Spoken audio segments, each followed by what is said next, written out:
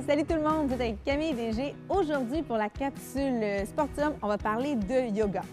Et je vous avertis tout de suite, moi, je suis flexible du nombril en haut.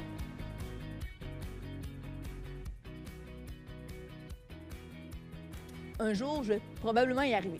Mais c'est pas grave, parce que du yoga, c'est bon pour tout le monde. Ça va d'ailleurs m'aider à un jour toucher mes pieds. Et pour ce faire, il faut vraiment avoir un bon kit de yoga. C'est pour ça que j'en ai sorti 3 pour vous montrer un peu mes 3 chouchous. Et ensuite, on va aller faire des exercices ensemble. Moi, j'aime ça des fois avoir des pantalons longs. L'hiver venu, c'est agréable. Tu peux les porter puis aller directement au studio de yoga sans avoir besoin de te changer. C'est super simple. Ensuite, les petits tops de sport, ce qui est différent entre le yoga et la course, c'est qu'on peut avoir un peu moins de soutien en yoga qu'en course. On n'est pas obligé de vraiment faire en sorte que tu tiennes. Donc, ça peut être super confortable. À partir de là, moi, j'aime la petite détail de dentelle. Et pour la fille qui veut montrer en tout temps son 6-pack de feu parce qu'elle fait des positions de yoga, un petit chandail bédaine comme ça que tu peux mettre par-dessus parce que quand on passe à la partie plus méditation, relaxation, bien, on a peut-être un peu froid juste en top de sport. Fait que ça, c'est mon premier kit. Deuxième kit, on est allé avec quelque chose de peut-être plus conventionnel. Noir et bleu, un pantalon ici, encore une fois, long, mais ce qui est intéressant, c'est qu'on peut vraiment venir le glisser sous nos pieds, donc pour qu'il reste en place. Un soutien-gorge, moi, ce que j'aime, c'est qu'il est vraiment tout délicat. J'aime l'arrière, super ouvert, fait que même l'été, c'est intéressant de le porter. Et une camisole semi-transparente noire classique que vous allez porter, là, vous pouvez même tricher et la porter avec vos amis en tout temps. C'est pas nécessairement juste une camisole de yoga. Puis ça, on aime ça, des vêtements de sport qu'on peut garder dans la vie de tous les jours. Et finalement, je pense que c'est mon petit kit chouchou parce que quand j'ai vu cette camisole-là, semi-transparente, avec un filet rosé, c'est mignon, c'est délicat, et le dos, la magnifique ligne qui vient définir un beau dos musclé, je suis vendue. Bon, c'est sûr que comme c'est semi-transparent, les filles, on met un soutien-gorge qui va être dans les mêmes teintes. Et finalement, le pantalon, très simple. Donc, est-ce que vous êtes prêtes? À go! On va découvrir quelques positions de yoga classiques et je vais vous donner une petite routine qu'on peut faire à la maison en 10-15 minutes le matin pour vraiment se sentir prête pour le boulot. J'aime mieux le dire tout de suite, je suis vraiment là pour tester les vêtements de yoga. Donc, j'ai choisi mon ensemble favori. J'aime les couleurs. J'aime ça quand je vais m'entraîner, surtout l'été ou à l'intérieur, porter quelque chose de super coloré, parce qu'en fait, j'en porte pas tant que ça dans la vie. Je suis une grande sportive, mais qui a fait la grave erreur à l'adolescence de ne pas vouloir s'étirer avant et après ses entraînements. Parce que comme plusieurs autres jeunes, pour moi, les étirements, c'était foncièrement plate. Je me suis vraiment trompée. Et aujourd'hui, dans la vingtaine, bien, j'en paie un peu les contre-coups parce que je suis quand même musclée, je suis quand même en forme, mais si je mets mes 2 pieds devant moi, je suis vraiment incapable de les toucher, là. Donc aujourd'hui, je vais tester en fait quelques positions de base de yoga et d'étirement, surtout. Et je veux surtout vous dire en fait, soyez pas gênés. Je pense que ce qui m'a vraiment le plus bloqué quand le yoga a commencé à être vraiment tendance, c'est que j'avais peur que toutes les autres filles me jugent parce que je n'étais pas capable de toucher mes pieds.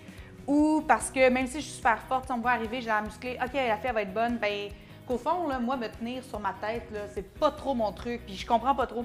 Donc, on va s'amuser aujourd'hui et si jamais vous êtes super bon en yoga ou en n'importe quel autre sport, n'hésitez pas juste en bas dans les commentaires, dites-moi c'est quoi votre chaîne YouTube, où est-ce que je pourrais trouver des trucs, c'est quoi vos meilleurs trucs en fait pour vous améliorer dans certains sports parce que même si je m'entraîne depuis des années, bien, il y a toujours d'autres choses à apprendre, il y a toujours des nouveautés et j'aimerais savoir votre opinion. Donc, on va commencer parce que si un jour je veux toucher mes pieds, bien, il faut que je commence. On va tester un peu la flexibilité des vêtements et la mienne. Je commence avec une position que je sais que je peux réussir. Quand même, question de m'aider un peu. La posture de l'arc. Donc, on se couche sur le ventre. On va aller chercher ses pieds en arrière, en fait, au niveau des chevilles. Et on va lever et les pieds et le torse le plus haut possible. C'est comme si tu voulais que tes pieds touchent à ta tête. Si tes pieds touchent à ta tête, pour vrai, j'aimerais savoir une photo en bas. Parce que je suis pas mal loin. Pas mal loin. Mais ça tire, la gang. Pour vrai.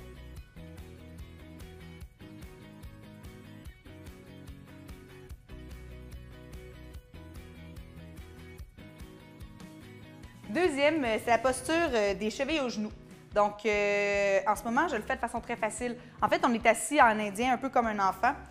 Et pourquoi je le fais comme ça, c'est que certaines personnes qui vont commencer à pratiquer le yoga ou les étirements et qui n'ont vraiment aucune flexibilité, il ne faut pas être gêné. Donc, on y va à son rythme.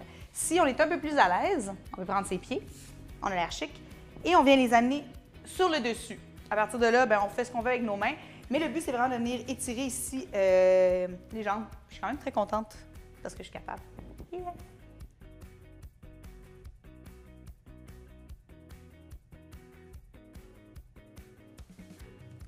On poursuit avec la posture du bâton et en fait, ça va vraiment aider tous ceux qui ont des problèmes de posture. Bon, nous au bureau, souvent, on est devant un ordinateur, on se commence comme ça, puis c'est pour ça que la plupart des gens ici se sont achetés des ballons pour travailler sur un ballon, ce qui fait qu'on travaille l'équilibre. Et veut pas, si on veut être confortable sur un ballon, on se tient droit. Mais si on veut le faire en yoga, on vient s'asseoir, les jambes droites, le dos droit. Moi, j'ai un miroir à côté de moi pour m'aider à voir si je suis vraiment droite. Et on tient les orteils droits aussi. Moi, où ça me tire, là, c'est en dessous des jambes parce que j'ai du mal à me tenir comme ça.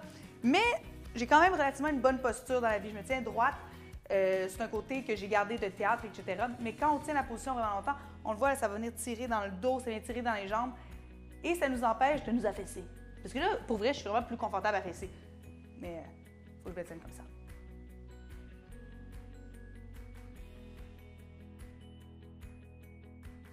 On continue avec la posture de la tête de vache. Donc, j'ai une jambe en dessous qui est déjà bien placée, l'autre que je viens placer par-dessus.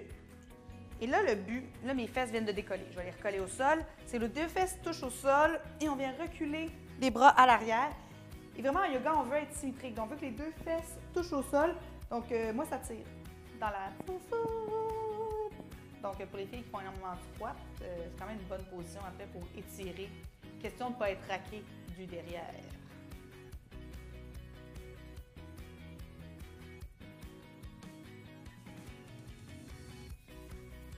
Quand on était petite, on jouait à faire le pont. Bien là, ça s'appelle la posture de la roue. Aussi simple que ça.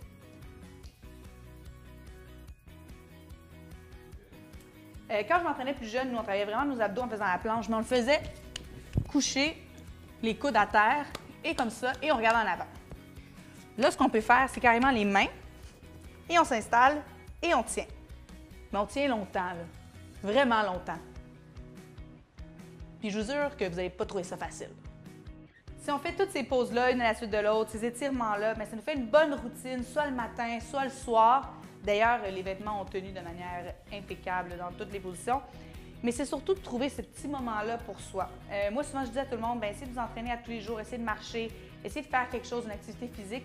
Même si c'est 5-10 minutes, il faut commencer à quelque part. Puis je pense que quand on se procure un bon tapis de yoga à la maison, c'est quand même facile de l'installer, d'avoir un endroit qui devient notre endroit de yoga. Tu sais, on peut s'installer des plantes, des décorations, un petit coin à nous. Et on prend ce temps-là pour vraiment juste se faire du bien.